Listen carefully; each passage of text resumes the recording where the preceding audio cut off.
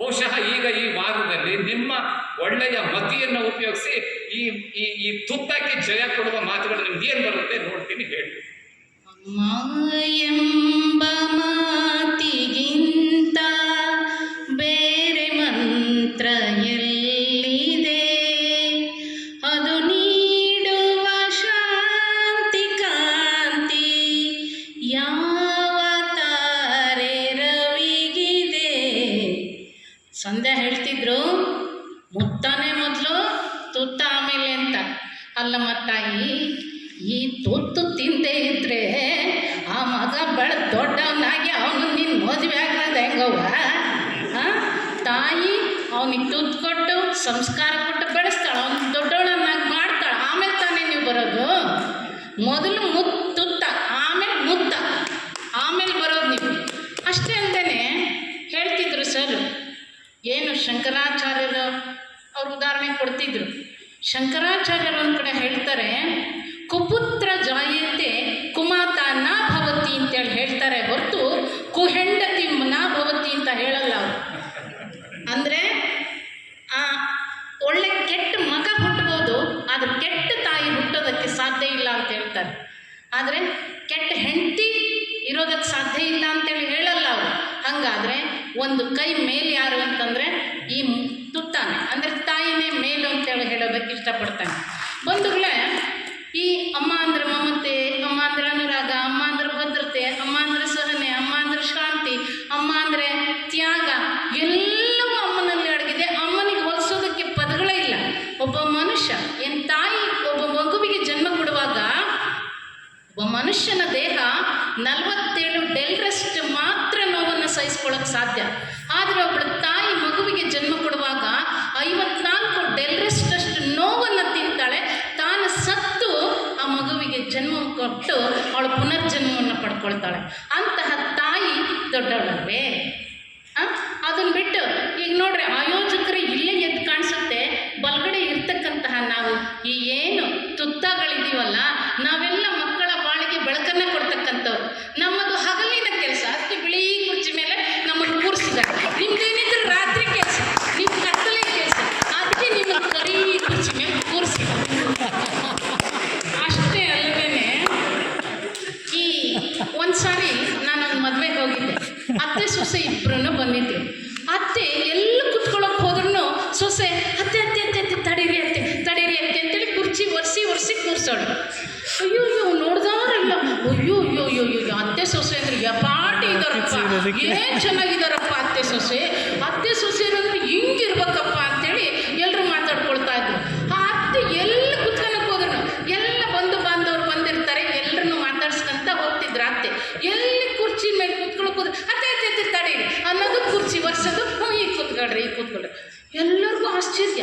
ಮನೆ ನೋಡಿದ್ರೆ ನಾಯಿ ಹಂದಿ ನಾಯಿ ಥರ ಕಿತ್ತಾಡ್ತವೆ, ಇಲ್ಲಿ ನೋಡಿ ಎಂಥ ಚೆನ್ನಾಗಿ ಅತ್ತೆ ಅತ್ತೆ ಅತ್ತೆ ಅತ್ತೆ ಅಂತದಾಳೆ ಅಂಥೇಳಿ ಅನುಮಾನ ಬಂತು.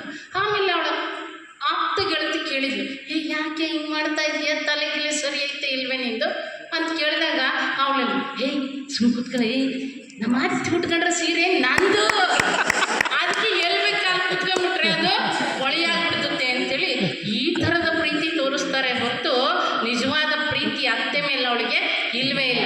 ಅದಕ್ಕೇನೆ ಪ್ರತಿ ಸೊಸೆನೂ ಏನು ಮಾಡಬೇಕು, ತನ್ನ ಅತ್ತೆನ ತಾಯಿ ಅಂತ ತಿಳ್ಕೊಂಡ್ರೆ ಯಾವುದು ಇದು ಬರೋದಿಲ್ಲ. ಮತ್ತು ಪ್ರತಿ ಅತ್ತೆನೂ ಸೊಸೆನ ಮಗಳಂತ ತಿಳ್ಕೊಂಡ್ರೆ ಯಾವ ಒಂದು ಸಮಸ್ಯೆಗಳು ಬರೋದಿಲ್ಲ. ನಮ್ಮ ಜನಪದ ಸಾಹಿತ್ಯದಲ್ಲೇ ಇದು ಬರುತ್ತೆ. ಒಂದು ಮಾತು ಹೇಳ್ತಾಳೆ ಅವಳು ತಾಯಿ, ಅಂದರೆ ಸೊಸೆ ಹೆಂಗಿರ್ತಾಳೆ ಅಂತ ಹೇಳ್ಬಿಟ್ಟು ಸೊಸೆ ಹೇಳ್ತಾಳೆ. ಅತ್ತೆ ಗಂಡ ಮಾವನ ಬಗ್ಗೆ ಹೇಳ್ತಾಳೆ ಜನಪದ ಸಾಹಿತ್ಯದಲ್ಲಿ. ಅತ್ಯವ್ವ ಸಾಯಲಿ ಹತ್ತೆಮ್ಮಿಯಲಿ, ಮಾವಾಗ ಹುಚ್ಚು ಹಿಡಿಯಲಿ, ಮಾವಾಗ ಹುಚ್ಚು ಹಿಡಿಯಲಿ ದೇವರೇ, ಗಂಡ ಗದ್ಯವ್ವ ಬಡಿಯಲಿ ಅಂತ ಹೇಳ್ತಾಳೆ. ಇವಳು ಇಂಥ ಸೊಸೆ ಹೆಚ್ಚ, ಇಂಥ ಮುತ್ತು ಹೆಚ್ಚ. ಈಗ ನಾವೆಲ್ಲ ನೋಡ್ತೇವೆ, ಇವತ್ತು ಹೊಂದಾಣಿಕೆ ಗುಣ ಸೊಸೆಯಂದ್ರಿಗೆ ಯಾರಿಗೂ ಇಲ್ಲ. ಇವತ್ತು ಯಾರಿಗೂ ನೆಟ್ಟು ಅಡುಗೆ ಮಾಡೋಕ್ಕೆ ಬರಲ್ಲ, ಎಲ್ಲ ಆರ್ಡರ್ ಮಾಡೋದು.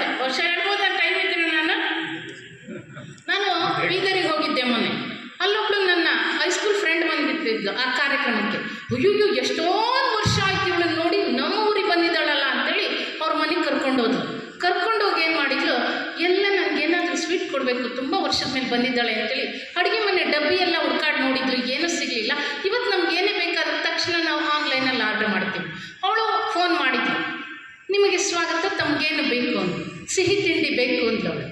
ಆಗ ಆ ಕಡೆಯಿಂದ ಕೇಳಿದರು, ನಿಮಗೆ ಲಾಡು ಬೇಕಾದರೆ 1 ಒತ್ತಿ, ಜುಲಾಬಿ ಬೇಕಾದರೆ 2 ಒತ್ತಿ, ಒಬ್ಬಟ್ಟು ಬೇಕಾದರೆ 3 ಒತ್ತಿ, ಮೈಸೂರು ಪಾಕ್ ಬೇಕಾದರೆ 4 ಒತ್ತೀನಿ.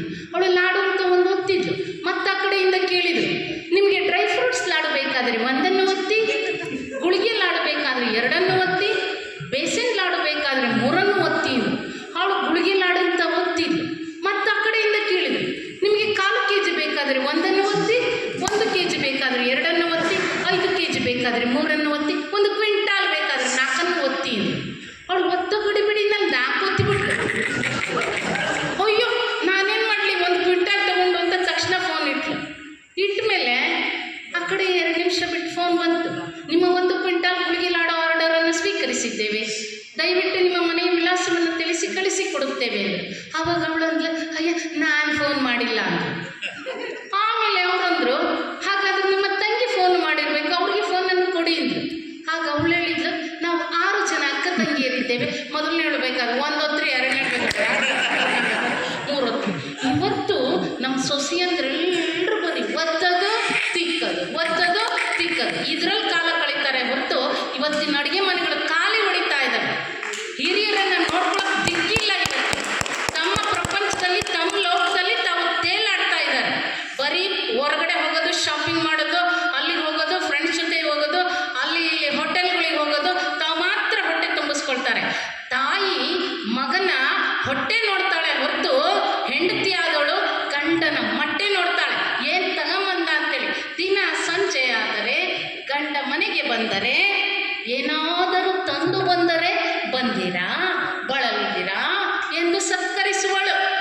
ಏನೂ ತಾರದೆ ಹಾಗೆ ಬಂದರೆ ಹಂದಿ ನಾಯಾಗಿ ಹೊಗಳುವಳು. ಇದು ನಮ್ಮ ಮುದ್ದಗಳ ಕತೆ. ತಾಯಿ ಯಾವತ್ತೂ ತುತ್ತನ್ನು ನೋಡ್ತಾಳೆ, ತನ್ನ ಮಗ ಉಂಡಿದನೋ ಇಲ್ವೋ ಅಂತೇಳಿ ಅವನ್ನ ಕಾಳಜಿ ಮಾಡ್ತಾಳೆ. ಇದು ತುತ್ತನ ಕೆಲಸ. ಹಾಗಾಗಿ ತುತ್ತನೇ ಮೇಲು, ಮುತ್ತ ಯಾವತ್ತಿದ್ರು ಮೇಲು ಅಲ್ಲ. ಕೊನೆಯದಾಗಿ ಒಂದು ಮಾತನ್ನು ಹೇಳೋದಕ್ಕೆ ಇಷ್ಟಪಡ್ತೀನಿ, ಇದೆರಡನ್ನೂ ಸಮನ್ವಯ ಮಾಡಿಕೊಂಡು. ಯಾಕೆಂದರೆ ತಾಯಿ ಇಲ್ಲದೆ ತವರಿಲ್ಲ, ಮಡದಿ ಇಲ್ಲದೆ ಬಾಳಿಲ್ಲ ಅನ್ನೋ ಹಾಗೆ ಈ ತುತ್ತ ಮುತ್ತನ ಮಧ್ಯದಲ್ಲಿ ಸೇರ್ಕೊಂಡಿರ್ತಕ್ಕಂಥ ನಮ್ಮ ಅಣಬೇರು ತಾರೇಶ್ವರರ ಗತಿ ಅಡಕತ್ತರಿಯಲ್ಲಿ ಸಿಕ್ಕ ಅಡಕೆಯಂತಾಗಿದೆ. ಹಾಗಾಗಿ ಅದಕ್ಕೆ ಪರಿಹಾರ ಕಂಡುಕೊಳ್ಳೋದಕ್ಕೆ ಅಂತ ಹೇಳ್ಬಿಟ್ಟು ಇಂಥದ್ದೊಂದು ಕಾರ್ಯಕ್ರಮವನ್ನು ಮಾಡಿದ್ದಾರೆ. ತುಂಬ ಸೊಗಸಾಗಿ ಆಯೋಜನೆ ಮಾಡಿದ್ದಾರೆ.